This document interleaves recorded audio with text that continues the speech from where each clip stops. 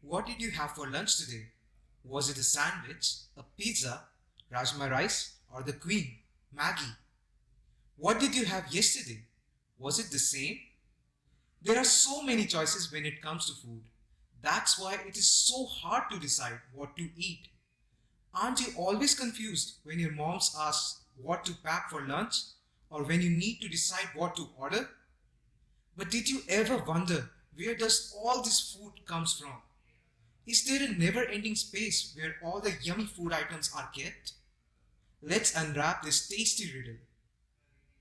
Food, the basic necessity of life. Some people eat to live, while some live to eat. Right, foodies? Food gives us energy, helps in body development, gives us good health, but for most of us, taste is what defines food. You don't love or hate food based on the fact that enough energy wasn't provided by it. You don't judge food. You simply compliment the taste. It's always about the taste.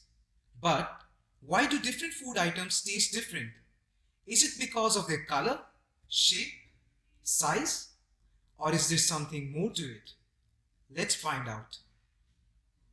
So what makes a sandwich taste different from a chapati and Maggi from rajma rice?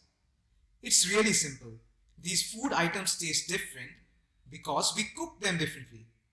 We use different ingredients to prepare them. Okay, so now the question arises, what are ingredients and where do they come from?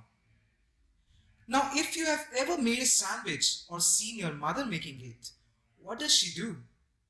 Let me recall it for you. She takes the bread, add butter or cheese to it, put some veggies in the middle, and voila, our delicious sandwich is ready. Now here, the bread, the butter and cheese and all the veggies are ingredients of our sandwich. Got it? So any stuff that you add or use to prepare a food item is called an ingredient. Now another question arises. Where do all these ingredients come from? Let's find out that as well. What do wheat, fruits, vegetables, dal and pulses have in common? Think about it a little. Well, they all come from plants. Similarly, what do milk, meat, eggs have in common? Well, of course, all these are obtained from animals.